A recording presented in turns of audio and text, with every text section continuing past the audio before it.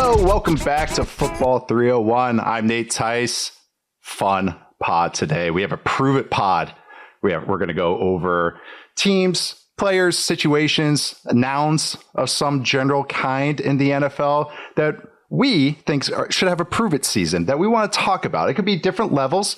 We have level 1. We broke it down. We have level 1, which is not worried, but a little bit worried. No, not worried. We have level 2, which is blowed up risk. We're not all the way fully there to like 1 minute to midnight, but we're about 5 minutes to midnight, maybe 4 minutes to midnight there. And then we have level 3, which is just threat level midnight, which is full Watchmen, full Dr. Manhattan is real. That's what's going on with those situations. But to help me do this, because he had some ideas for this. Like, he was juiced up. Like, he wanted to throw some in here. And that's my good friend who is joining me every single week on the show. That is Matt Harmon. How you doing today, Matt? Nate, yeah, if you need somebody to put people on notice, I'm your guy, buddy. So I'm looking forward to this. I love that we organized it into 3 different levels, and because I think that helps sort of set the table of what we're actually talking about. Because, I mean, it's the NFL. Everybody's trying to prove something, trying to prove they're the smartest guy in the room, trying to prove they're worthy of some breakout season or whatever. Some guys are fighting for their career lives, quite literally. So I think this will help table set the conversation here. It will. And yeah, not a show called Football 301 trying to prove how smart they are. That's not pot calling the kettle black here at all. No, not at all. But no, I love this, and I love that we got to tier it a little bit, because it's not we're saying somebody should get fired or somebody should get cut and should never play in the league again.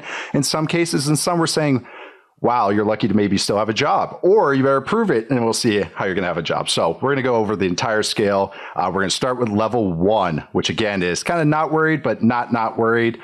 Let's start us at the top with this one. We're going to go, I threw this one out there. You kind of were geeked up to talk about this too. I think this is one of the most interesting offenses and teams in the league this year, and that's the Steelers offense. And I told you guys on the pre-show with Brett that I kind of just, this kind of bullet point came to my mind as the meme of the t-shirt, which was Russ and Fields and Arthur and Najee, that kind of, everyone has that kind of meme shirt, because each one of these guys has kind of something going this season in different ways, where they all need each other in different ways, which I think is just fascinating. But the Steelers offense, what's the first name of this little batch of group, this little Beatles of Prove It guys that you think maybe has the most Prove It season, or one you just want to talk about first? Yeah, I think we can start with Arthur Smith, because you and I are two of the maybe few people that are still trying to die on the Arthur Smith hill. Dozens of us. Yeah, there are dozens of us, Nate Tice, that appreciate Arthur Smith's offense, despite the, I've said this on the show before that I think he lost the plot towards the end of his time with the Atlanta Falcons, but there were good ideas, especially to start. And really, when you go back to his days as the Tennessee Titans offensive coordinator, I think they were doing a lot of things that smart teams have kind of leaned into now, even if at that point when Arthur Smith was the offensive coordinator in Tennessee, power run game, shots on play action, heavy set personnel teams. A lot of the good offenses then were sort of more so leaning into outside zone and some more spread concepts and 11 personnel and things like that. Now I feel like the meta of the league has sort of caught back up to what Smith was doing in Tennessee. And in a weird way, he never quite found that with the Atlanta Falcons, even if at times I think they went in the right directions personnel wise, everything there. But ultimately, I find him a very fascinating figure, because he just seems like the perfect candidate as a guy that was a little bit over his skis in the job that he had before. This happens with people in every walk of life. You get a promotion based on doing the job that you were really good at before, and then you kind of miss doing that job that you were really good at before.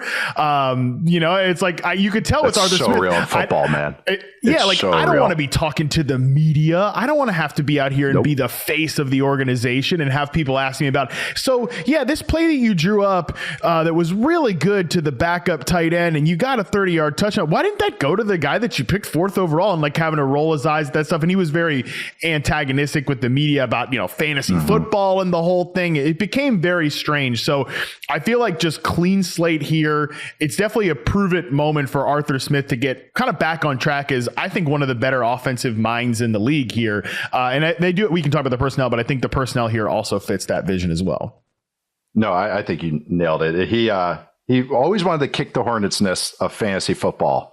And don't do that. He just always wanted to do it. And it's just like, just don't say it. Just don't say it. Just leave that sentence out and you're good. No one would care. There'd be some Twitter account following like what your coach speak is, anything like that, and just bashing you for your Pitts usage or anything of that. So I'm glad you brought up the Titans stuff, because that is the ideal version of this offense. It is going to be a lot of what I think is just heavy runs, meaning heavier personnel and run game first, power run game first with the quick hit and play action off of it. That's I call it like intermediate play action. Yes, there's play action that does that, but it's not 3-step stuff. It's not 5-step way down the field. It's 4-step. And it's just the little differences of this offense. That's how AJ Brown and kind of catapulted his career, which got even more catapulted once he went to Philly. What I'm just so curious with Arthur Smith too is that some of the things that I think he prioritizes is a square peg round hole with his quarterbacks. Mm-hmm. And that's why I bring up the Russ and the Justin Fields stuff, because to me, it feels like Justin Fields is going to take the starter position. He is already feeling like he's there now. And also they want it to be that, because they have Russell, and I've talked about this before, Russell and Justin Fields have similar play styles. They are both best as play action guys, launching things down the field. They struggle with quick game because they have kind of longer throwing motions. They also struggle with throwing things over the middle, the intermediate parts. It's kind of downfield and then run around. Russell's kind of gotten away from the run around stuff, and he's become one of the biggest check down guys now, which has answers, but his play style is more explosive, boom busty. And Fields is kind of a younger version. He's bigger, faster, stronger, kind of brings a lot of the same qualities while also having the same negatives. That to me feels like just kind of a math thing where Fields is going to win this out in the end, which has made me excited if it is Fields, because there's at least that QB run game that I think Arthur Smith is going to like really open up and maybe surprise some people that he's really good at it. When he had Mariota in 2022, Mariota couldn't throw the broadside of a barn, but their QB run game was sick. They ranked 9th in 2022 over the past 2 seasons. So past 2 seasons combined, and the amount of QB design runs, no kneels, scrambles, or sneaks. They had 62% success rate on those, which is top 5. The Bears, the last 2 years, finished 4th and 5th out of 64 teams, 32 times 2. Justin Fields is going to run a lot. Arthur Smith is good at designing these runs. Yeah, that's a good math equation. And then there's the rest of the personnel that I'm excited about. I think we both are with the run game, where we see the offensive line investment, maybe the size with George Pickens, the tight ends, Pat Freiermuth and Darnell Washington. Like this all matches to like somewhat like where I'm like, I could see this working, but there's just those couple negatives where it's like, okay, prove this to me that you guys can overcome these and work together. These guys being Arthur Smith and Fields and or Russell Wilson. So fascinating team. It really is. The Fields and Russ thing, it does seem obvious now that I think Fields is going to potentially start at some point during the season, if not week 1. And when that trade happened, I felt like it was just, he doth protest too much in terms of the Steelers consistently saying, oh no, Russ is still our starter. He's still in pole position, or whatever they kept saying about him as the starting quarterback. Because to me, you're so right that this offense, I think, becomes so much more alive with Justin Fields under center from a run game perspective. I don't know how it's all going to map together from a pass game perspective, because I think that last year, one of the biggest reasons, and I know you're a big Desmond Ridder guy, so I want you to check me on this take. I think that one of the reasons that the offense it just didn't feel quite like an Arthur Smith offense from a pass game perspective last year is because it got very static and more so outside the numbers, because I don't think Desmond Ridder works the middle of the field as well as what an Arthur Smith offense calls for. And that's definitely not the strength of, Russell Wilson or Justin Fields as a passer. Mm-hmm. But at the same time, that's also not the strength of George Pickens as a receiver either. Like, I don't know where you're at with Pickens, but he is a vertical outside the numbers ball winner. His best routes are corner routes, 9 routes, out routes, all of those deep outside the numbers, which does map to the quarterbacks here. So one role in this offense. It does. So it maps all to the quarterbacks, but I'm just curious then is Arthur Smith able to give a little bit more there? Because we kind of saw it last year. It didn't really work as well because just the quarterback play wasn't as strong. Maybe Justin Fields can be better than that. But we are also talking about a lot of volatile personalities here, Nate. Like we're talking about a lot of big personalities in the room with Russ and Arthur Smith. And, Najee Harris is not particularly happy about his contract situation. George Pickens, definitely a big personality. So I'm excited about this offense, but I think the reason that I'm worried not worried type of level here for us is just that there's some potential kind of combustibility here. I think that's what's more fun about this is there's 15 different paths that this team can go down this season. Like there's so many variables, like you're saying, like this could happen and which would lead to this. If Russ starts, this could lead to this, could lead to Pickens' frustration, which could lead to, just other things that could the domino effect of all of it. And even you brought up Najee Harris and everything. He's been such a weird player for me because you could see him lose a little confidence. And I think just his situation would do that a little bit where he's taking a lot of bad situation runs where he is just getting hit in the hole. Not a lot of running backs can make a living that way and be efficient that way when you're getting tackled as soon as you're at 0 yards. But right now that's led to some bad habits where he kind of slows down his feet, stops his feet when he gets tackled.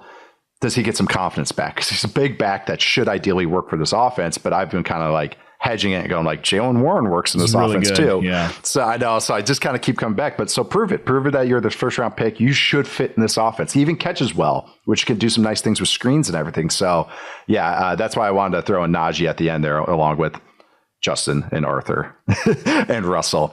Getting on to the next one. This one was yours to start off. I like this one. What was that? What's your next prove it season, Mr. Matt Harmon? Yeah, I threw Sean McDermott and the Bills out here, not because I think Sean McDermott's about to get fired. I think we're kind of past that talk after. We're fine. Yeah, last year was that kind of conversation out in the ether in the offseason, which even then I was like, really? Like, do we really think the Bills are in that sort of territory? And they had their rocky moments last season, no doubt about it, right? Sean McDermott now has fired 2 coordinators in the span of 12 months. Like that is generally that's a, hey, I'm feeling a little bit of heat here.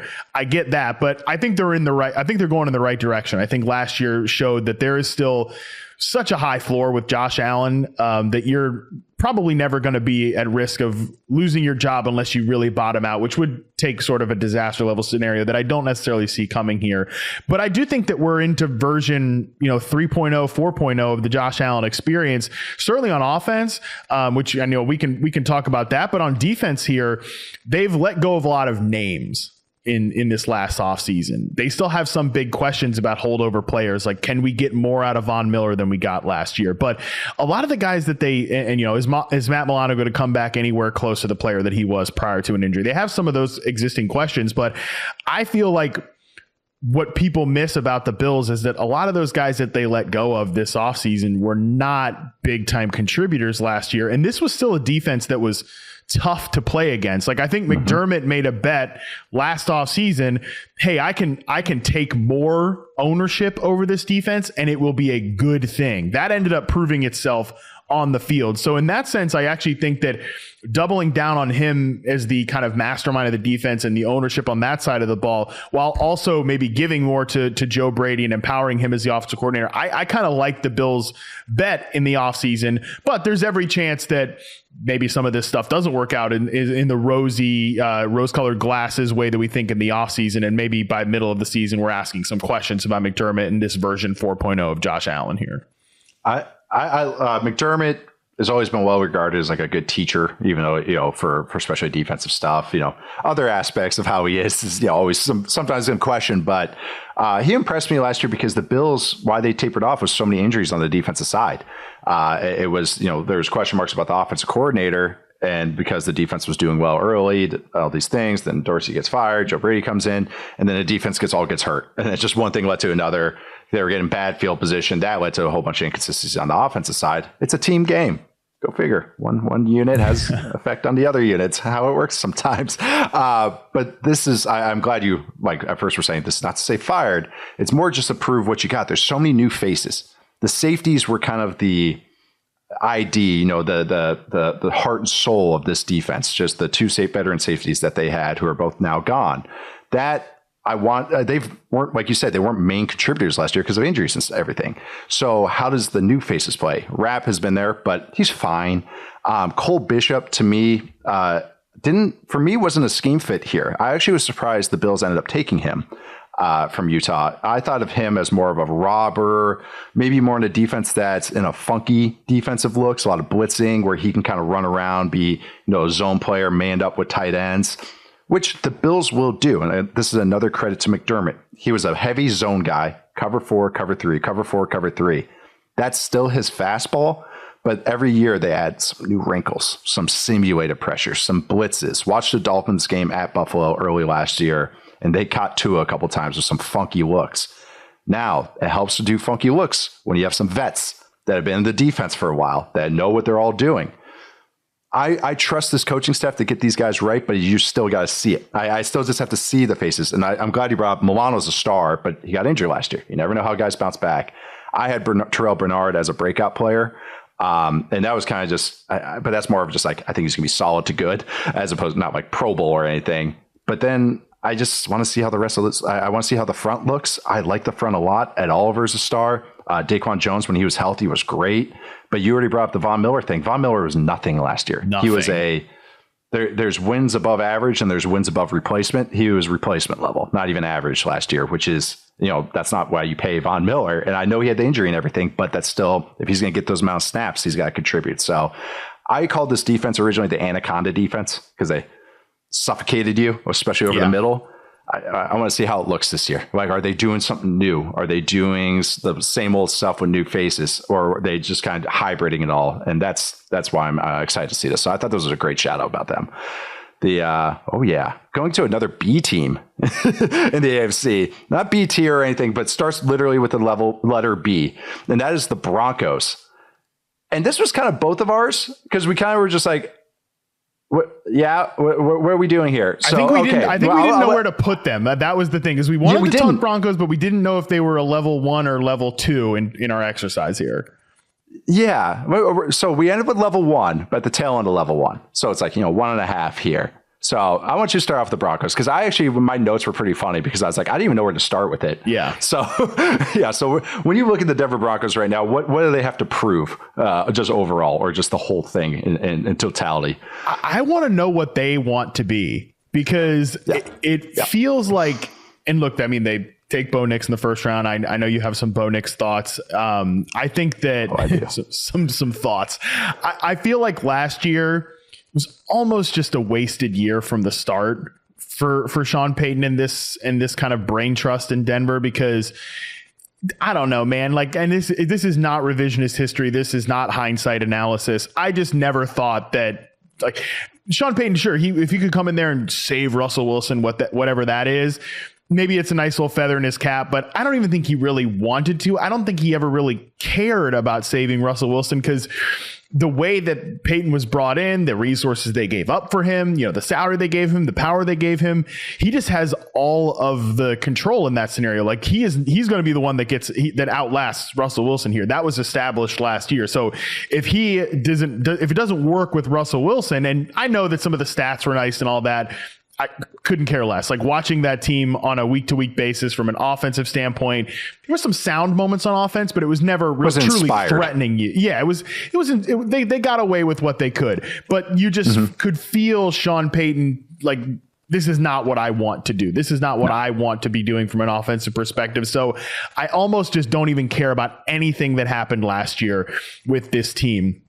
I look at them this year from an offensive perspective, I still really don't know what to think. I think the offensive line actually has probably become like about a league average unit. I don't think it's a net negative offensive line. I don't think it's one of these like Detroit or what the Rams could be without injuries, a true identity point of the team.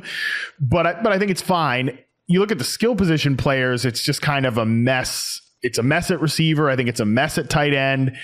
It's kind of a crowded room at running back. And then you've got a rookie quarterback here that's probably going to start all 17 games. So I just think that it's a prove it moment. Like, prove what you want to be in this era of your coaching career, Sean Payton, because right now I truly have no idea.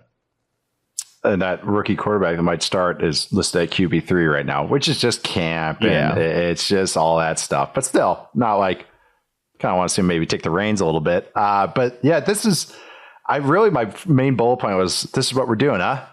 That was really what I left it at. My receiver's note was whatever. I like Sutton. He has a role. Like, he could have a role, but not like this your main guy right now. Fine.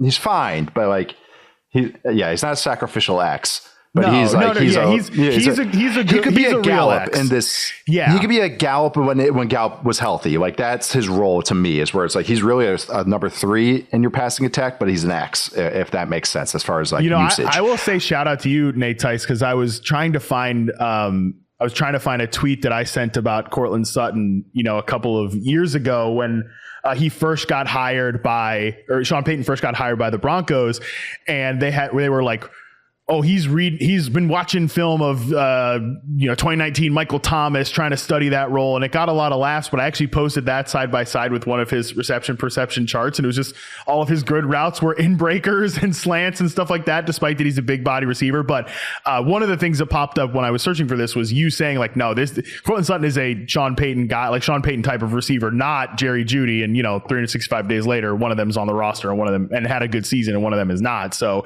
I think he had a good year last year. The footwork king still, he's still up top. Like he's still the king for some people. Like it does a lot. Some of those highlights from college for Jeudy. No, but he likes his traditional roles, if that makes sense. Like, and so totally. Sutton's an X like that. He's a slant go. It can ISO, can win against press. That's kind of just like how it made total sense. But at this, it would have been much more fun about 5 years ago. Yeah. Before he kind of got dinged up and everything. Yeah. But. Well, thank you. I appreciate the little quasi shout out. We're not going to actually, we are going to hit up on some other receiver takes later in the show. So that's perfect. But the running back situation there, I just want to see McLaughlin and Estime by the end of the year. Like I actually picture those two. Like it's just, those make sense for me as a thunder and lightning for Sean Payton. Are you totally out on Williams then at this point? A little bit. Yeah. I don't think he likes him. Payton does. He's kind of he's a thumper. Sometimes can miss the hole to take some contact and everything. And I think Payton over time is like, screw that. And it's not his guy. Payton's all about his guy. So like little Jordan Humphreys on the roster right now. Like, if you look at his staff, it's all like Jim Leonard's on the roster. It's like his line coach was a former player he had. It's like all these, it's what he does. Yeah. He identifies. Joe Lombardi is the offensive coordinator. Joe Lombardi. I'm sure Carmichael will be there soon. He is. No, he is. He's on the staff as like a senior offensive assistant or something like that. Adam Troutman is the tight end 1 on the depth chart. Yeah, I mean, you could go down the list. There's a lot of former. I know Traquan Smith probably had a cup of coffee here at some point. Marquez Callaway was definitely on the roster last year. Yes, he was. Yes, Callaway was on there. They had another one. Now I'm really like they had one other skill guy on there. Brandon Johnson. Anyways, yeah. He likes his guys. I mean, hey, if you're part of that group, part of the bubble, it's fun. I like what you said about the offensive line because I consider him average, but a fine average, not like, I just feel like they're getting a little overrated right now. I think there's some name recognition going on with them where people are like, oh yeah, he's good, right? And it's like, not really. But again, Payton's going to thrive with the run game first. That is what he wants to do first. If floor is not very high, I don't know how high the ceiling could ever be. And I think you had this offense as number 32 when we kind of did a little bit, right? For the social. And I actually now I've really thought on it. I really like it. Rookie quarterback struggle. Even if Nick's is any type of one, even the good ones. And if I'm lower on Nick's, yeah, none of it just kind of adds up to me, even if I like some of the pieces. I love Patrick Surtain, and I love some of the guys they have in the front on their defense. But again, more question marks than like bullet points or exclamation points, I should say. And so then let's play out that hypothetical. Let's say worst possible timeline. This is the 32nd or 28th best offense in the league. And yeah, the offensive line's decent, but it's not quite, they're certainly paying a lot of money to that offensive line. They're not living up to maybe that reputation. The receiver room is whatever. The running back room is whatever. And Bo Nix has a pretty typical, not the Zach Wilson, rookie quarterback year, but a pretty typical bad rookie quarterback year. Like, where does that leave Sean Payton 365 days from now, or at the end of the season? That's why I kind of think they're a prove it team, because like at that point, then I feel like if I'm Sean Payton, I'm thinking I came back for this. And I know that this is his creation, but you know how these guys think. This is his brain baby, but still played the leverage game with the Saints. It's the danger of giving the head coach final say in player personnel because they're so short-sighted. All of them. It's just they think about next week, not next year or 2 years from now. So that's always just the danger with it. It really is. And you kind of see it like how even they handled the Russell contract. Like at the end, they could have how they did the dead cap, I should say. They did everything kind of last minute. It was kind of like, why don't you guys get out ahead on this? Why, they could, I don't know. There's so many Band-Aids they could have ripped earlier, and then just the wound gets bigger and bigger. It seems like every week. Oh man, that was level 1, mind you. Yeah, right. We haven't even gotten it to the next level, to the next DEFCON here. We've got a guy staring in the mirror, like staring into the abyss, and we're only on level 1. Only on level 1. So we're going to take a quick break, and then we're going to up the ante and get to level 2 after that. All right, we are back, and we are upping it to Prove It level 2 here for Prove It Seasons on Football 301. We're going with Blow It Up risk. We're getting there. Like, you're getting there. Like, the fuse might be lit, or the candle's going down to light the fuse. That's where we're at with this Blow It Up risk. We wanted to start with an entire division, which was the NFC South. Yeah. What we got here? Let's start with Carolina, Matt. Who you got to Prove It season for Carolina Panthers? Yeah, it feels stupid to say new head coach. There's a lot of good vibes in Carolina right now. This is a Prove It season. This is Blow It Up risk. I mean, ask the owner how many former head coaches he's paying right now. How many former head coaches has he been to court with, in the last few years, because he's contract buyouts and that stuff. Let's maybe not ask any more questions about David Tepper and the judicial system. But for the current Carolina Panthers, like, again, I generally find myself being optimistic about Dave Canales. We know I'm optimistic about Deontay Johnson, the most important player acquisition of the entire offseason. You heard it first here on Football 301. I really do, because that was awesome. What do you think nail it is? That's what I'd like to. He's just important. That he's just good. That he makes Bryce Young look good, or Canales and Deontay Johnson have a nice little connection. Deontay doesn't blow up on him at all. I think that's hitting it. Fingers crossed. And I will definitely take that as a W for sure. But that's sort of kind of my point about the Panthers. Like, what is success for the 2024 Carolina Panthers, and what will keep them from being a blow it up risk? Because I think that if Bryce Young has another bottom out season, I think we could be looking at a head coach coming in here and saying, look, I tried. I did my best, but this isn't my guy. Yeah, I talked about him being my guy and all this nice stuff in the offseason, but that's what you say in the offseason, like, now that we're into the regular games, this is not my fault. This is your fault. But does that fly in Carolina, a place that has not been patient? Are we looking at a new quarterback in 2025? What's the approach there after mortgaging your future to get this particular quarterback? So I do think I like the vision. I like the plan. I can kind of see it coming together to be, again, what's barometer of success? Maybe a non-embarrassing NFL offense and a functional starting quarterback. I can see that, but that's far from a guarantee based on what we saw last year. I think Tepper sees it was what you brought up with the Broncos thing, where they invested all the way in Russell, and then they realized, okay, we maybe made a mistake here. And so they invested more in Sean Payton. Here, I still think it's that, okay, we got Canales, who's a first-time play caller. Okay, we kind of were giving him a shot. The regime, and I mean Tepper here, not the GM, not whoever the head coach is invested in Bryce Young. So they're going to try and make them look right. If you've been around wealthier people, they will do this. But they will make sure that their initial assessment was right. But to me, like, what the prove it is Bryce Young a real QB? Because they have to make sure that investment looks okay. That's why they invested in the guards. And that makes total sense to me. Make him upright. Make him not have to feel like he's getting pushed backwards or getting into chaos mode or anything like that. Let him be functional, and then we can see what we got. Then we have to see if we have to, are we just going to keep this? What's the ceiling? Is it average? Is something more? But to me, it's kind of, okay, prove that he's workable quarterback. Still, that's scary for someone that you took number one and traded up and traded a war chest for. I think Canales is smart. I think he's going to work with what Bryce Young's good at. I think he's saying the right things. Hey, we're going on the run. We're going to make him comfortable. I mean, but he also has to. But I think that's good. It's still good.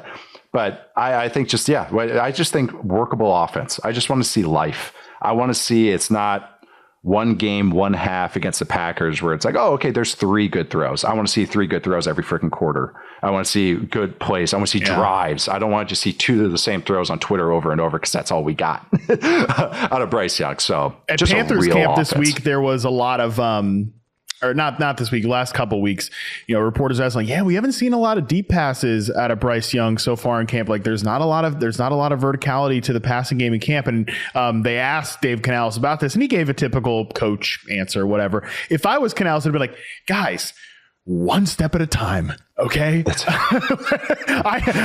to 10 to 15. We'll work there. I got to get our short and maybe intermediate passing game to a acceptable NFL level first before I start thinking about how can I get Bryce Young bombing it down the field. So that's also another thing that this, I think, is, even if it looks good by the end of the year, it could take some time to all sort of figure itself out.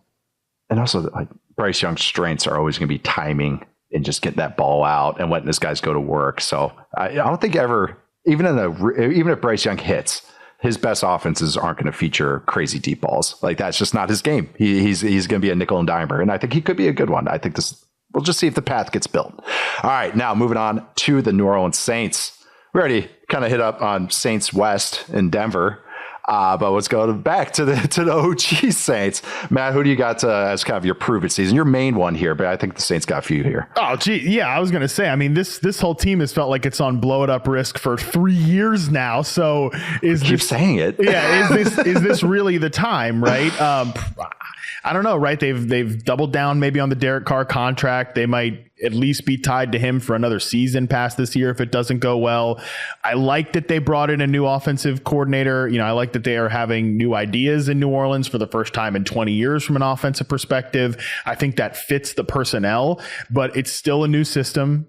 It's still going to be new verbiage for a lot of players that have just thought about, some of the guys here that have thought about the same thing for a long time. So to me, and we have questions about the offensive line. Derek Carr is not exactly the quarterback I want to have behind a leaky offensive line. So the strength of this unit has been the defense for years. That's Dennis Allen's bread and butter, but this is an aging defense on that side of the ball. So I think the whole team really, I mean, take it where you want to go, whichever area you want to highlight. But to me, I feel as if the whole team should be sort of on like a blow it up risk. And I'm actually generally optimistic about the Saints this year being an average football team and maybe a better than eyesore offense. But I still think we have to acknowledge them as a pretty big blow it up risk team. Every time I get excited, I'm like, Sheed, Lave. Yeah, I liked the offensive line.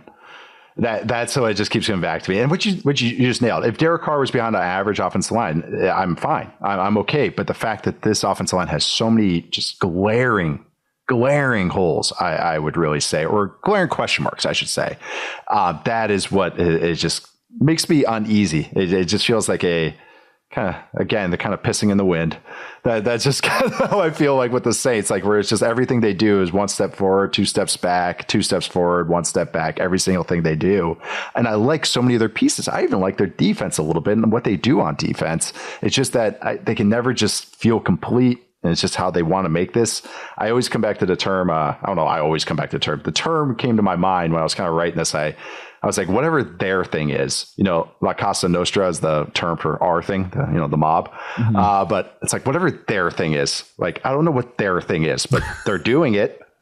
Like, they're doing it. I'm not a part of it, but they're doing it. And we're all watching it and we all know it's happening. But yeah, that again, they just keep doing it. So yeah, the whole thing, I just can never get behind, even if I do like aspects of it. Like even I just mentioned their offensive line. I like Eric McCoy. I think he's a very good player. But then it's just, I look at all the other pieces and Fulaga can make it and all these things, but yeah, just kind of leaves me more question marks than answers. Going to the Bucks, Tampa Bay Buccaneers.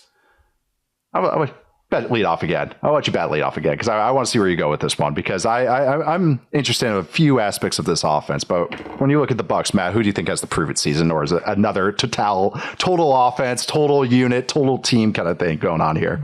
They're a little bit harder to nail down in this exercise maybe than Carolina and New Orleans are. Just because for Baker, it's kind of prove it again. I feel like that's just he's going to be at that point in his career, maybe forever. It just like cheap, right? But it's kind of true. Yeah, that's kind of how I had it. But I also think Liam Cohen, offensive coordinator, is in a prove it season because I think he still has the stink of the 2022 Rams on him, fair or unfair. But, whether I'm not saying that was all Liam Cohen's fault, but you look at the history of the Rams offense, there's one kind of glaring spotlight under Sean McVay, and that happens to be the year that Liam Cohen was the offensive coordinator. I don't know if that's his fault. I don't know if that he needs to wear the blame for that. I think a lot of things were wrong with that offense this year that really maybe no coordinator could have gotten around. I think there were personnel issues. There were obviously offensive line injuries. Then there's a Matthew Stafford injury, Cooper Kupp injury. But again, I think from a mass view of him as a figure in the NFL, this is a pretty big prove it season for him, because if he can get a good offense out of Baker Mayfield, he will get a lot of credit for that. He will get a lot of shine because remember they were together in LA when Baker had that random Raiders game when he walked off the plane and was the starting quarterback. He got Baker to play well without Dave Canales. We thought that wasn't going to happen. So I think Liam Cohen's in a little bit of a prove it spot here, because if the Bucs offense is good, I think he will get a lot of credit for it. This kind of division is kind of like the feather and cap division. That's kind of feels like it for a lot of who's getting credit for doing something right. That's all it's going to be. And Cohen was going on almost the Mike McDonald offensive version, where he was going pro, get some seasoning as a coordinator, back to pro, and then boom, head coach. And McDonald nailed it. Goes a long-time assistant, goes to Michigan, does a good job, goes back to the Ravens, nailed it, and then now has the head job in Seattle. I'm very excited about what the Seahawks are doing. But Cohen went Kentucky. Okay, he's running a pro-style offense at Kentucky. All right, let's bring him back to the Rams. Yeah. And, there were injuries and everything, but okay, all right, back to Kentucky. It was still a little dicey last year. Okay, all right, we'll see what he does with the Bucs. So some of that shine wore off of him as far as he was kind of on the ascent. He's still so freaking young. Even when I just looked him up, I assumed he was like 43, 44. He's only like a year or two older than me. So,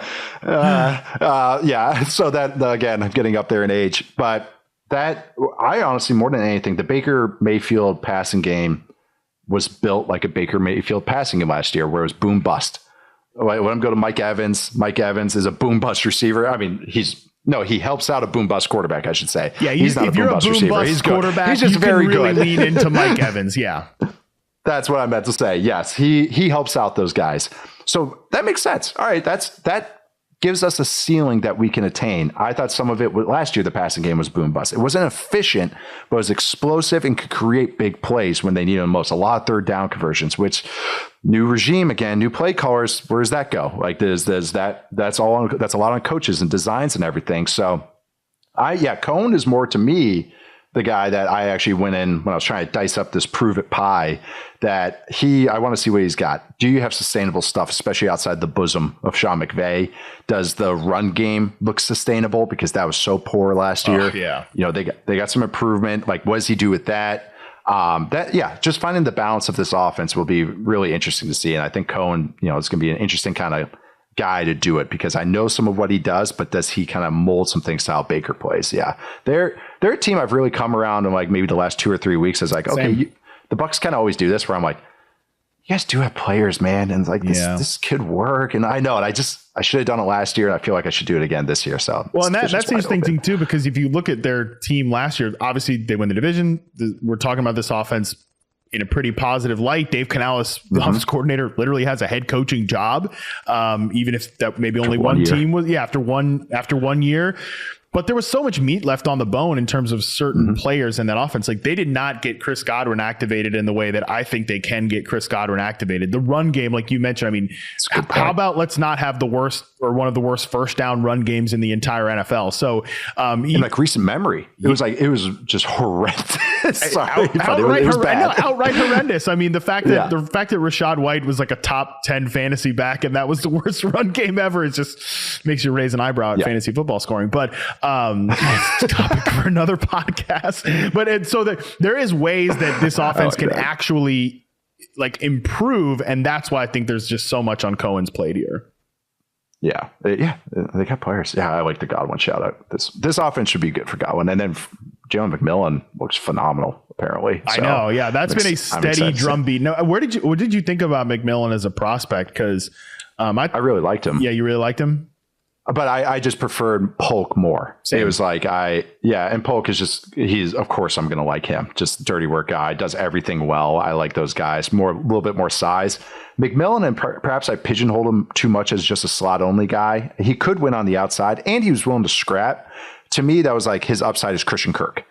But I thought, more slot heavy guy, intermediate vertical guy. I think I sold him a little short. I had a late second grade on him though. I really liked him. It wasn't like I was saying that, take him day 3. But I ended up preferring Polk just a little bit more, just some of the dirty work stuff he did. Yeah, that's what's interesting about McMillan is that he was almost exclusively a slot receiver at Washington, but they sound like they want to kick him outside because they want Godwin to play in the slot, which I think Godwin can win outside, but you want to maximizing him. You want him inside. But McMillan was one of these weird guys in reception perception that he was a slot player, but had a better, relative to average, like better success rate versus man than zone, which breaks my brain a little bit with some of these slot players. Like Demario Douglas is kind of like that too in New England, where he's a better man beater than a zone beater, but he's definitely a slot receiver. So at first I kind of struggled with this idea of him being an outside receiver for Tampa Bay. But then the more I thought about it, I actually can kind of get that. Like it's a little almost like Jacoby Myers-ish maybe in a way where he certainly can be a slot, no doubt about it, but he's actually a better ISO man coverage route runner as a Z than he probably is as a zone beater. And his best routes still come as over the middle routes, things like that. But the more I've thought about it, the more I can kind of see why they view him that way. Primarily, again, just to get Godwin activated. Yeah, if he could beat press, oh my God, that offense unlocks because they could have a really cool 2-man game, him and Godwin, just as a slot in the Z, and they could do some fun stuff. So no, it's a good point. Like he had a fun skill set, but it was just one of these. It's like I got to see it, But it was just how the offense was. Getting into the division favorites, I believe, which is also going to start off our Achilles quarterback duo that we'll talk about here, but we're gonna go with the Falcons and Kirk Cousins, these teams. I don't know, the Falcons, to me, I'll just kind of start us off, is you guys are not expecting to pick in the top half of the draft. That's why you're going with Michael Penix in the first round. This is your argument. Prove it. Let's see what you got.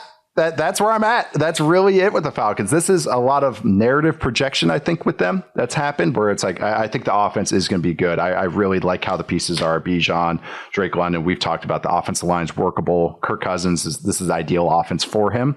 But there's still kind of some aspects of it that they're saying Darnell Mooney's their ex. Are you sure you want to live that way? He's listed as their ex, that's already scaring me. All right. That's how they picture him.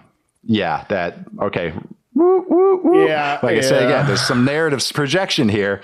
That's how they picture everything. So I just want to see it all come together. I do think this offense could be workable, but I think this defense is going to be a lot worse off than people realize.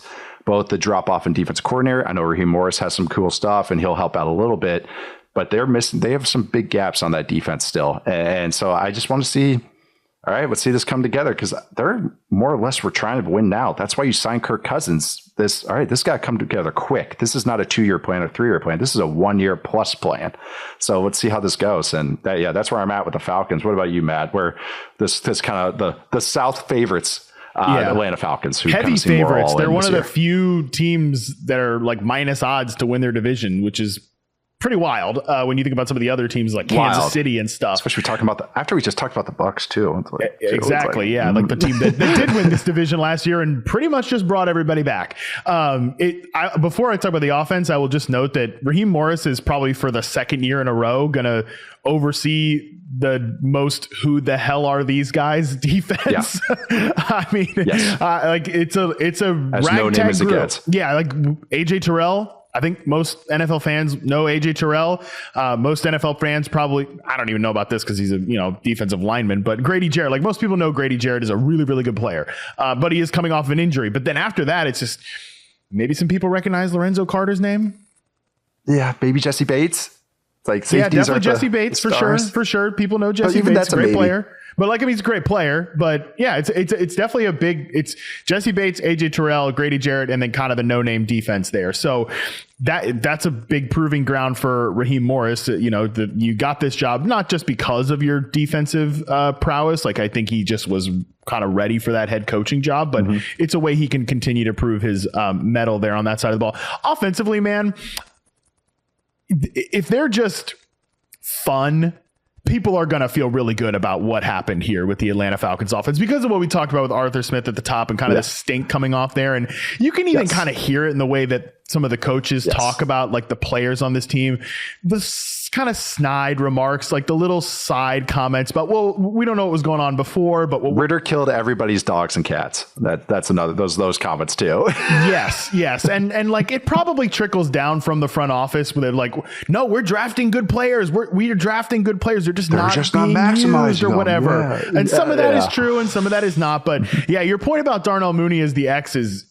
I'll call it interesting because in one way, I do not think Darnell Mooney is a X receiver candidate. But if I have to, hey, I'm going to do it again. If I have to sacrifice Darnell Mooney at the X receiver spot to get Drake London moving around and in more of that Puka Nacua type of role, like whatever, we can, if we get a couple of shots with Darnell Mooney because we just like the look and he can outrun that corner, fine. But for the most part, we're trying to get Drake London activated over the middle of the field and on crossing routes and pre-snap motion. I think we can take our L with Darnell Mooney as the X receiver. Yeah, it truly might be a sacrificial. And I think their thinking is we need to create space in this offense, which they needed last year. Matt Collins and Drake London are creating space for each other. And even Scotty Miller's a role player, but why Scotty Miller's in the game. So it kind of, takes some personnel advantage away from you. So and thinking they say, oh, Mooney's good deep, in the intermediate parts. Okay, he's going to take the top off and London works in all that short intermediate areas. I understand that in theory. Mooney on the ball against press. Yeah, we'll see. I don't know about that. We'll see. Maybe they'll dial some stuff. The quarterback or play callers are a lot better at dialing up things. Also want to say is that Raheem Morris taking over some of the no-name defense does help to have Aaron Donald, though. That does rolling out that bowling ball. Yes, rolling that out really helps all the other guys, all the other 10 guys that are around him. Any Kyle Pitts thoughts?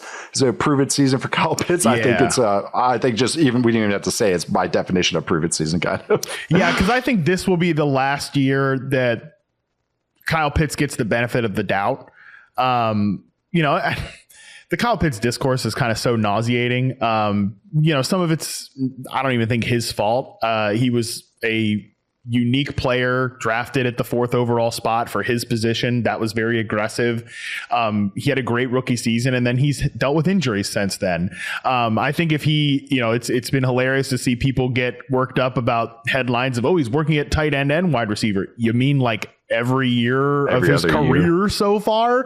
Yeah. So he's definitely been the one that I've struggled to project the most in this offense because, like, oh yeah, Bijan Robinson, awesome. Drake London, awesome. I love it. Even these like supporting character wide receivers like Darnell Mooney or Ray McLeod, who's apparently their slot receiver over Rondo Moore. Well, because Rondo Moore is not a real receiver. Rondo's a running back. Yeah, he's a running back. We're just going to keep saying it until people listen. He's a running back. Weirdest RP profile I've ever charted for any player, for sure. And I've charted some weird players over the years. It was definitely Rondo Moore's rookie season in terms of like his alignment and stuff like that. But I won't bore the people with that. With Pitts particular, I love it though. He's just he's the one that I was like, what are you in this offense? And if we come away with a great season from Kyle Pitts, and I think cool, we're right back on track with him as a difference maker at a position that I think matters more in today's NFL, getting matchups with teams going heavier and things like that. If we get another so-so Kyle Pitts season, I think this will probably be the last time we talk about him as that type of guy. I think we'll just sort of accept what he is at this point. Yeah, even though these guys like their tight ends, that role in McVay's preferred offense was Tyler Higbee, which was like split him out. He's the ISO guy, and then that's so we can get the receivers open on the other side. Like it was kind of and the max out with that was 69 catches, 734. He never had more than 5 touchdowns. That's kind of how I pictured that tight end role in this offense. It's the auxiliary role to have to open up Drake London. Drake London, Bijan's who I'm saying is going to really push this year. Pitts, we'll see. So that's kind of, just curious with the fit there. The other duo of this Achilles quarterback teams is Aaron Rodgers. Of course, I don't think this is really much explainer about what team Aaron Rodgers is on and what's happened in the last 16, 18 months. But where are you at with the Jets? How hard into this prove it are you? Because I think I'm full prove it for the entire team. Yeah, I just want to see it at this point. I don't really know what else to say about them. I just want to see this Aaron Rodgers thing in action. I've said this before. I don't know what success needs to look like for the New York Jets, right? I mean, is this going to be the 15th best offense in the league? Is that good enough for them to win, to be a Super Bowl contender? Because that's been the talk of what the expectations are, which, by the way, if you just look at Robert Saleh's record as a head coach, going from that to Super Bowl contender, it's a huge jump, a cataclysmic type of jump. Like you're jumping over the whole chasm, the whole canyon there at that point. So it's definitely a huge projection, but they have the defense to do it. But we know defense is inherently volatile, and they've staved off that sort of typical defense regression. And on paper, I don't see any reason why this defense should dramatically regress. But let's say it does, and like how much then does the offense have to carry a bigger burden, and how much are they capable of doing that when they have a 40-year-old quarterback coming off an Achilles and one potentially elite receiver and potentially elite running back, and then kind of there's a big drop off after that. Yeah, it's the offense is top heavy, but the guys at the top are very injury prone. So I don't know, it feels like that could topple a little bit. I'll start with the defense because this is really what this team should be built around. Last year, it was an elite unit with an elite pass rush that's the great equalizer, especially when the weather gets colder, is an elite pass rush can dominate games, and then the quarterback. Those are the kind of the two variables that really help in the run game. So there's the three variables that help in the playoffs. Wow. It's almost like the old coaching adages hold steady. when cliches are cliches for a reason. Oh man, I know. The more things change, the more this stay the same. But I think this defense will drop off a little bit from that pass rush being elite to more very good, which still matters, but it's not that like, holy crap, look at all these guys coming at you. Losing Huff, we'll figure out what the hell is going on with Reddick and his situation. But, Quinnen Williams is a star. He's, probably one of my favorite players in the league, period. Quincy Williams, I really like with CJ Mosley, even if he's on the back half. It's just, even losing Jordan Whitehead's interesting to me because he had a nice season last season. I love their corners. I think this is going to be a very good unit, but the offense that's the prove it, because this is it. You guys you're not building around Rodgers for 3 years. It's this year and maybe next year, depending on how this goes. Okay. So prove it. This is it. You guys haven't made the playoffs in forever, and you're saying you're going all the way to the ship. Okay, all right. Let's see what you got. But they have to be healthy because the offense could be good. It could be even top 10, top 12, but it's relying on a lot of guys that are injury prone. Mike Williams, Tyron Smith, Elijah Vera Tucker, talented players. Aaron Rodgers, 40-year-old coming off an Achilles. Just a lot of medical red flags everywhere. So that can down the Jets very quickly, but I'm excited to see it when it's healthy because it could be interesting. And they had all 5 starters out there very recently. Garrett Wilson's a star. It could be interesting, but we'll see. Maybe we get some Jeremy Ruckert run. That'll make my tight end take from a few years ago look okay. When I had the same grade on him as Trey McBride. So, let's see. Yeah, more different. Like I thought Ruckert would be a really good blocker and could maybe do some receiving stuff. And we'll see. He's just another guy that's battled injuries. They need anybody to emerge there, I think. So they would take it. Last one here for round 2, and that's the Jags. Kind of hit on them a couple weeks ago. I kind of got my shots off, but what do you got about the Jags? Do you want to add on anything from a couple weeks ago? Maybe we should just clip it here about my rant about how fragile this team is and everything that has maybe pulled my hair out the last couple of years. Well, I just think that they're a fascinating team to consider. For one, all the great reasons that you pointed out when talking about their offense. 2, if you look at the side of the ball that was most effective last year, it was the defense. And yet that is the side of the ball that they cleared out from a coaching staff perspective. So again, we're starting to fire coordinators here rather early into Doug Peterson's tenure, but not the coordinator that most people were upset with, which happens to be the guy that you have tried this song and dance with before, and Press Taylor as the offensive coordinator.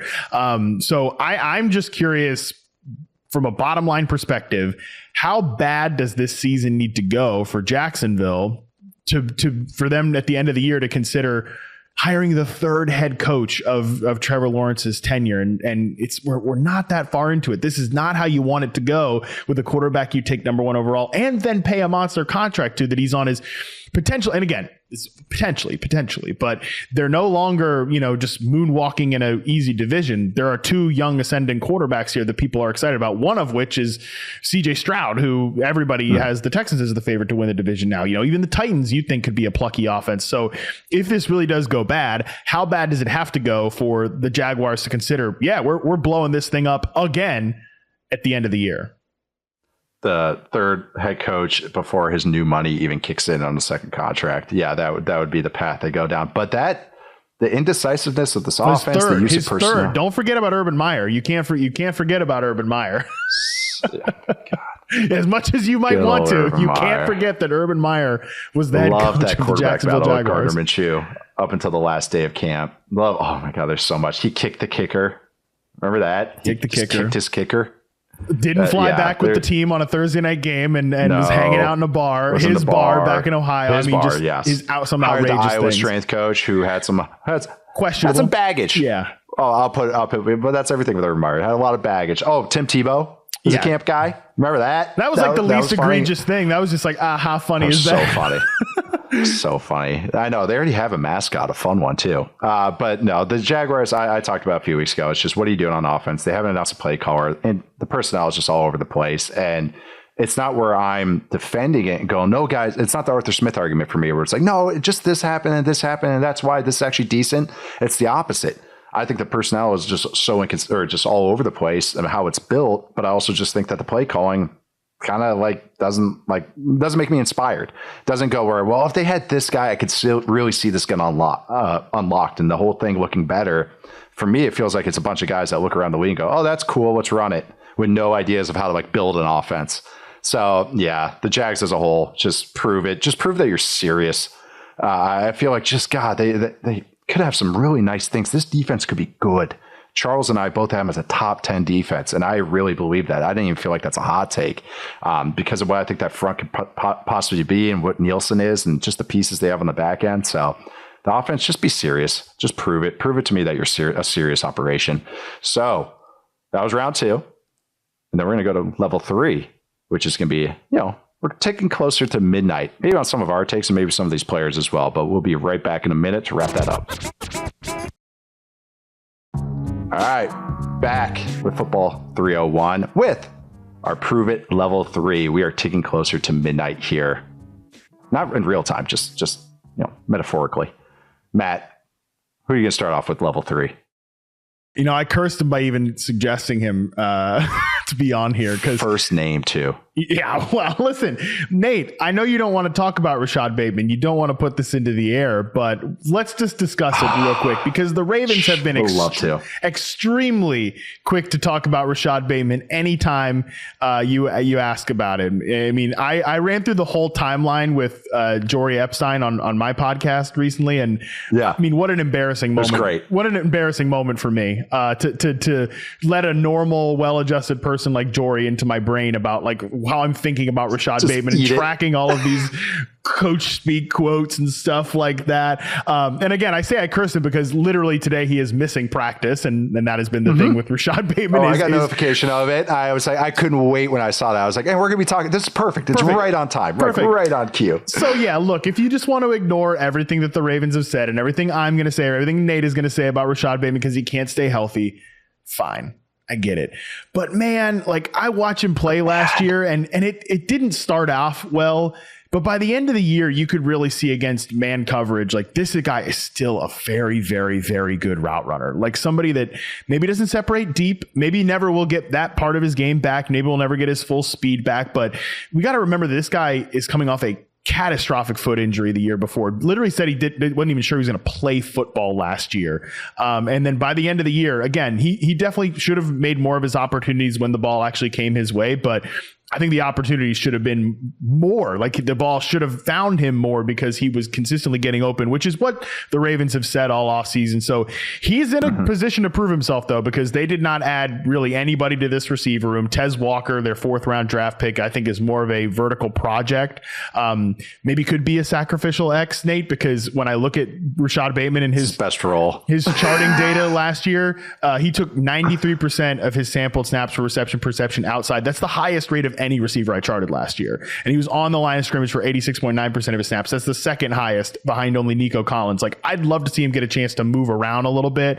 But it is a 2 tight end offense. I get that. He's probably going to be their X and Zay will be their flanker in those situations. Still, maybe some more 3 receiver sets. We can move him around a little bit. I still think he's a good player. I still think he's a player worth keeping the candle lit for. But I realize I'm betting against history on this one.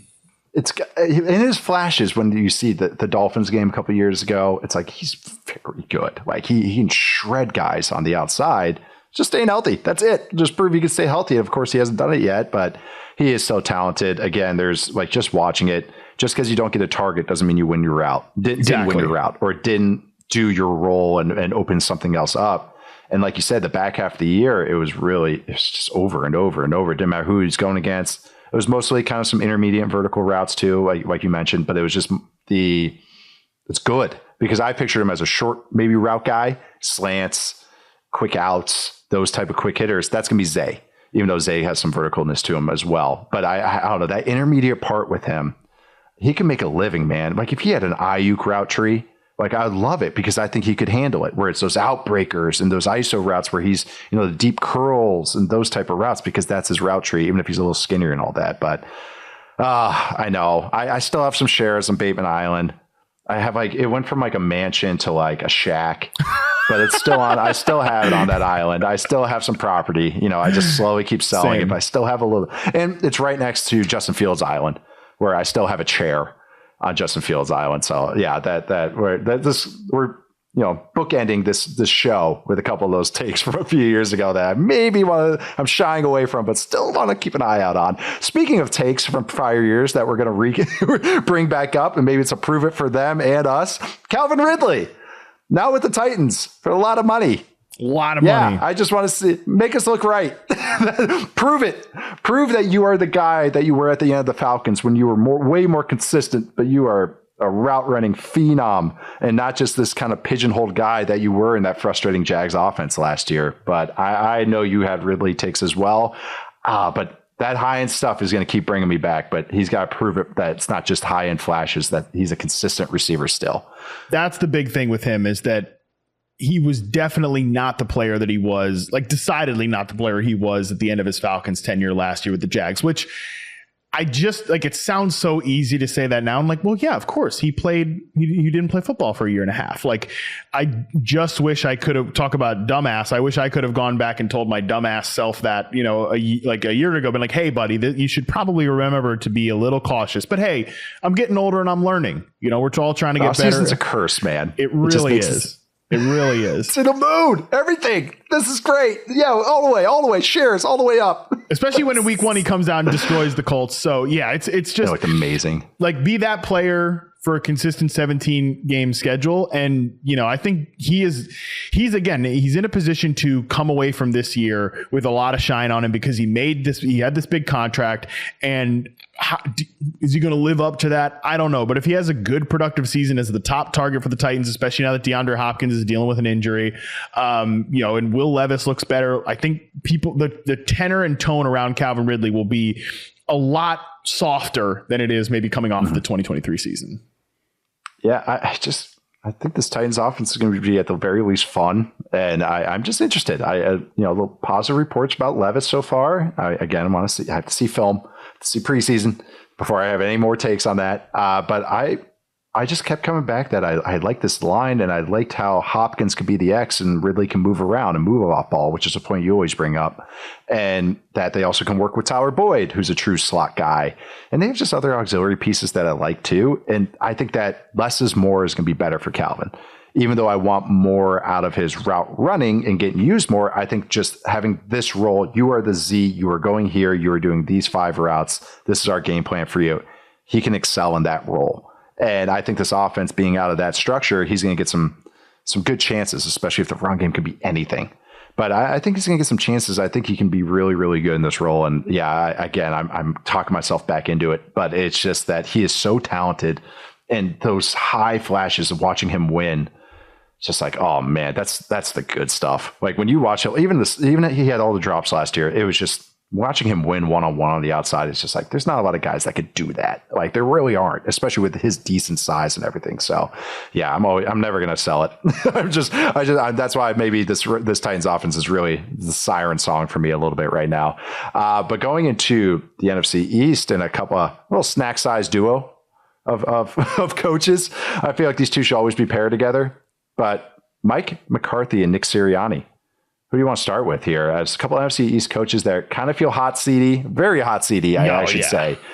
Yeah, very hot seat. But yeah, where do you want to start with these NFC East duo of coaches? Let's talk Sirianni first, just because Frank Schwab came on my show a couple of weeks ago, months ago. Who knows what time is at this point? It's whatever, off season. Yeah, at some point during the off season, and basically said that the Eagles could either win the Super Bowl or the head coach could be fired by Thanksgiving, and neither one of them would surprise him. And I felt like that was just such a good way to set this Eagles season, because yeah, I'm pretty optimistic about at some point like what this offense could be under Kellen Moore, but like that was two caveats there: at some point and could be. That just shows you some of the volatility there. While I love that the receiver usage and how that's going to work, I love that Johnny Wilson is getting first team reps as the outside receiver, because not even like, again, what Johnny Wilson is going to do. I do think he is a fascinating player because everybody wanted to move him to tight end, but all he did was run ISO routes on the line of scrimmage against press man coverage at Florida State, and was on a per route basis actually more productive than Keon Coleman at FSU. I came around on him hard on Wilson so much. I ended up being like, I gave him a 3rd round grade, I think. Oh, wow. I actually was like arrow pointing up, because it's just, he won on real routes. Totally. Like he was winning on inbreakers and stuff and sinking. And I really came around on him. So yeah, he's just there's not a lot of guys that look like that. No. I think that's what Howie Roseman said when they drafted him, that he is a unique player. And like in the 6th round, when you have a unique player like that, you just go ahead and take him. I love that quote. You know, can he catch? Got to figure that out. Definitely had some ball skill issues. Might be some Jordan Travis throwing at his kneecaps a little too many times. Yeah, 100%. So I just think that's actually going to open up a lot for A.J. Brown and Devonta Smith to do the fun Kellen Moore receiver stuff when you're moving into the slot, the pre-snap motion, stuff like that. It sounds like Devonta Smith is going to be their leading slot receiver, which from a per target basis, per route basis, he's actually been more efficient out of the slot. I think we can maximize him after kind of a down year for Devonta Smith. A.J. Brown's always going to be A.J. Brown. It's just, can the quarterback get this done in this style of offense, which is very different than what we've seen with Jalen Hurts previously. And again, I think a lot of that even if Nick Sirianni seems to be giving up some control in the offense, and maybe rightfully so, I still think his ass will be on the line basically with this whole thing. Yeah. Well, once you get rid of both coordinators, it's like next envelope has the head coach's name on it. Like that's just how it goes off when you're just firing through the firing line, especially with, passing the blame off. It's always going to be Howie Roseman's kind of thing. So, Sirianni kind of feels next. But I agree with you. I could actually even say this is Sirianni's, kind of like what we did with the Steelers. It's Sirianni, me a little bit. It is Kellen Moore and Jalen Hurts and Cam Jurgens. Like it's just, it's all the center. So it's all these guys in a row. And I don't want to say, I kept them off my top 10 offense. And I said, though, if they make it up there, I totally get it, because they have so many good pieces and so many good players. I just have to see it, too, because this is a totally different operation than Hurts has done before, both just play caller and center wise. And Sirianni is supposed to be an offensive guy. And I know he's more in a CEO role right now. But, one of the reporters kind of asked him, like, what are you doing here?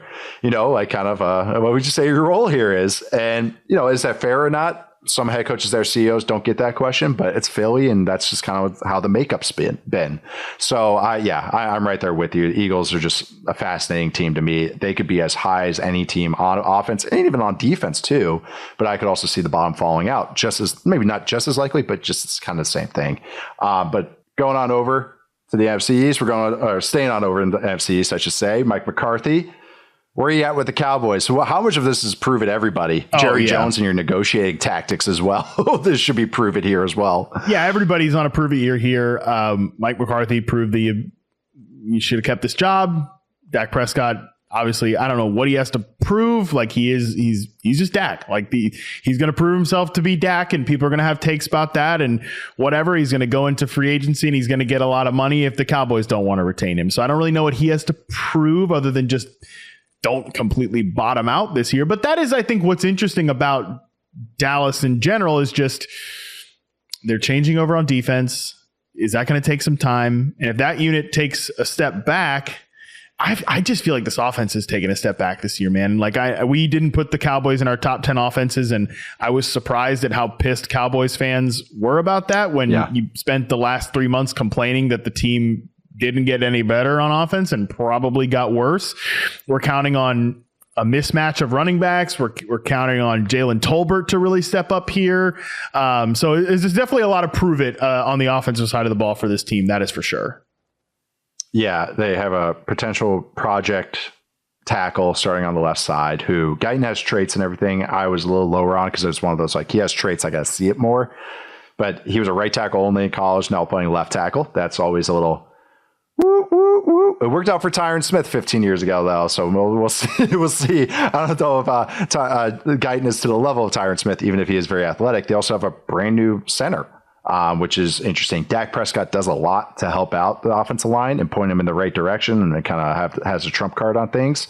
But that's still something new. Like that's still, and it's not a guy with maybe Cam Jurgens' draft pedigree that they have in Philadelphia. This is a street free agent. Yes, they drafted Cooper Beebe. He wasn't a center before. He's training at it now. That's still a rookie, potentially day two guy starting at center. I like, of course, I love Zach Martin and all that. I love Tyler Smith. I think he's a star. Love Dak, of course. I love the tight ends. Ferguson's very, very good. But you have Zeke back. Okay. Brandon Cooks is fine now these days, but I don't know. He's a true number two. He's more like a nice number three. Okay, it's just a lot more question marks, and I got more optimistic about the defense, even if they have holes there. But season, they just felt like they ran it back out, and really it was more like, no, you guys need to add. You need to splash. You need a little bit more here, and it felt like more. They're like, oh no, we're good enough here. We're the Cowboys. We're okay. So kind of prove it, prove all of this, because of course McCarthy's contract situation kind of states that anyways. And Dax and everybody, but yeah, just the whole Cowboys regime and negotiating process and team building aspects and everything in Jerry World right now. Yeah, prove it. All right. Before we wrap this up real quick, any Aiyuk thoughts? No news broke. Yeah, we pushed it to the end just in case news broke. But any Brandon Aiyuk thoughts? There's a lot of trade rumors swirling right now involving Browns, Patriots, Steelers a minute ago, or felt like 2 days ago, and that kind of got swallowed up. But well, as we were taping, the Schefter at least said that the Steelers and 49ers re-engaged in conversations midday regarding. So I mean, maybe, but I will say my two big thoughts on this is one, I just don't want to see him leave San Francisco, and I have a nagging feeling that this is all going to end up in him just signing a contract. This is, this can age like milk, whatever. But he's just going to end up signing a contract there. Because do you really want to go to any of these other teams? And are they really going to want to meet the 49ers trade demands, which should be high? So, my main takeaway, Nate, is that very infrequently do I think maybe we need to give it a break with this whole, like, how highly covered this sport is and how much attention is on the sport, because these are our jobs. People listen to the podcast because there's this much engagement in the NFL. But the fact that, like, truly nothing has happened. Nothing has really changed. Nothing has happened. And this is all anybody's been talking about on the internet for 24 hours. It's kind of like maybe we need to take a step back and just maybe don't have a take until something actually occurs. Oh man, I saw some takes about like how the Steelers should feel bad about themselves because they didn't get this to happen. And it's like the trade didn't even happen yet. Like nothing, there was nothing happened. There's no news to react to. It's just pure rumors. I'm with you on that because I see people get up in their feelings on stuff that's all hypothetical. We should know this so I can draft time.